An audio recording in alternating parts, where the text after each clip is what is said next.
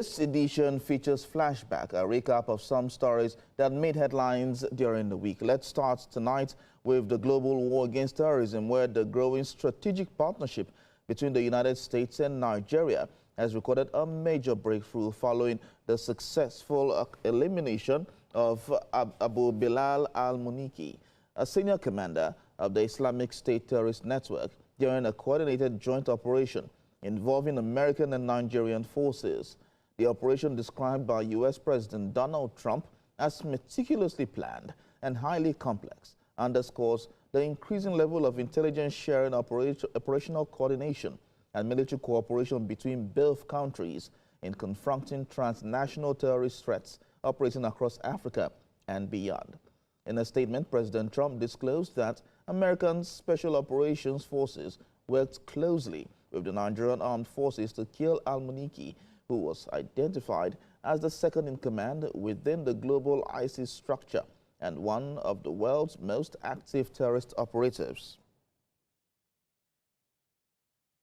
Reacting, President Bola Tinubu commended the professionalism and courage displayed by Nigerian and American military personnel involved in the operation. According to the president, early assessments confirmed the killing of the wanted ISIS senior leader along with several of his lieutenants during a strike on his compound in the Lake Chad Basin. The president expressed appreciation to President Trump for his leadership and unwavering support in advancing shared security objectives. He also commended the personnel involved on both sides for their professionalism and courage, saying he looks forward to more decisive strikes against all terrorist enclaves across the nation. Meanwhile, the U.S. Africa Command has released a video of the joint operations that resulted in the death of the most active terrorist in the world. But what are the implications for the counterterrorism operations in Nigeria and the Sahel? Sifon Essien takes us through in this report. Reactions continue to trail the killing of Abu-Bilal Al-Minuki, described by President Trump as the most active terrorist in the world. Confirming the killing, Nigeria's defense headquarters said Al-Minuki was a key ISIS operational and strategic figure who provided guidance to ISIS entities outside Nigeria on matters relating to media operations, economic warfare, as well as the development and manufacturing of weapons, explosives, and drones. His death removes a critical node through which ISIS coordinated and directed operations across different regions of the world. Nigeria's defense authorities explained that the terrorist leader also maintained long-standing operational ties with ISIS West Africa and was also linked to the Dapchi kidnapping of over 100 schoolgirls. Intelligence records further show that between March 2015 and early 2016, he facilitated the movement of fighters to Libya in support of ISIS operations in North Africa. Before pledging allegiance to ISIS in 2015, where he was also recognized as a prominent leader within Boko Haram. This video released by U.S. Africa Command reportedly shows the strikes during the joint operations that resulted in the death of Al-Minuki. If further confirmed, the killing of Al-Minuki, widely described as ISIS' second-in-command globally, may represent one of the most consequential counter-terrorism successes recorded in the Lake Chad conflict in recent years. Sources say the Nigeria-born ISIS leader's arrival in the Lake Chad region alongside nearly 60 foreign fighters dispatched to strengthen ISWAP's operational structure and battlefield capabilities had triggered a new wave of attacks by the group that resulted in the deaths of soldiers of the multinational troops combating terrorism in the region. The emergence of armed drones in the conflict was especially alarming for Nigerian security planners. It was believed Al-Minuki was central to the development. Analysts say the killing of the top ISIS leader also demonstrates a level of intelligence cooperation, surveillance capability, and operational coordination rarely acknowledged publicly between Nigeria and the United States in the counter-terrorism space.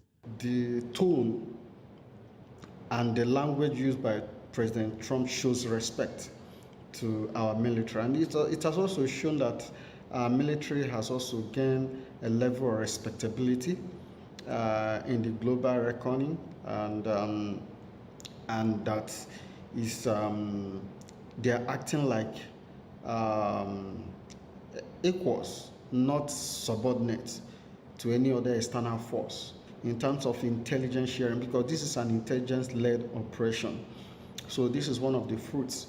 And I know our military are capable. Is some of the limitation is area of intelligence, having some of the advanced ISR equipment and facilities.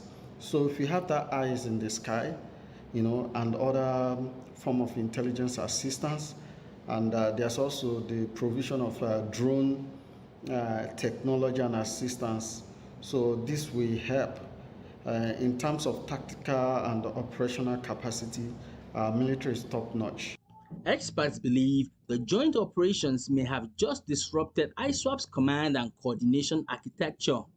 They say groups like ISWAP survive not merely because of fighters in the field, but because of the strategic networks behind them, including logistics, recruitment, financing, propaganda, and external support systems. Removing a senior coordinator can create confusion, mistrust, and operational paralysis within the militant ranks. Sifon Asian, TVC News, Abuja. For more on this, let's speak to a former assistant of assistant director of the Department of State Services, Dennis Amakri. Thank you so much for joining us at this time. Thank you for having me.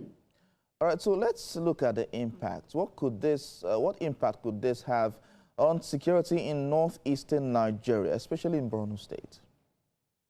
Well, thank you for having me. These have a great impact because this particular operation is a major leap, for our counterterrorism effort. And then when you look at it, I think with this had been said a lot of times. Remember, after the bombing of Sokoto, it was one that many people were worried and saying, "Oh, well, what next? Why not bomb Sambisa Forest?" But at that time, we mentioned it that the joint U.S.-Nigeria operation was actually mapping the area. They were mapping the Lake Chad, and then, of course, they know about this particular individual that was there because he is basically responsible for the movement of cash, the movement of drone technology, the administrative head of ISIS that has moved from Levant all the way to Africa. So getting him out, the impact is very great. And I think we have to say kudos to our military. So does removing a top commander weaken ISWAP long term, or do these groups quickly replace leaders? They quickly replace leaders. I think we've seen that with Boko Haram, but with this particular strike, I expect that they should do follow-up strikes, follow-up strikes, and then, of course, make sure that they decimate them further before they regroup. Because, these groups, they are very, very itinerant, and then anything happens to them, they scatter, and then they regroup, just like what happened in Sokoto. So, consequent strikes, will at least scatter them, and then, of course, maybe make them to run out of Nigeria. So let's now talk about the U.S.-Nigeria military cooperation. How effective do you think it will be in the long run? And do you also believe that, or do you expect that there will be more strikes in the coming maybe days, weeks, or even months? I think there should be more strikes in the coming weeks. And at least people have, I know that people have been asking, well, what about the U.S. Military Nigeria cooperation? This particular bilateral partnership has yielded fruit, as we can see, And I think they are planning more.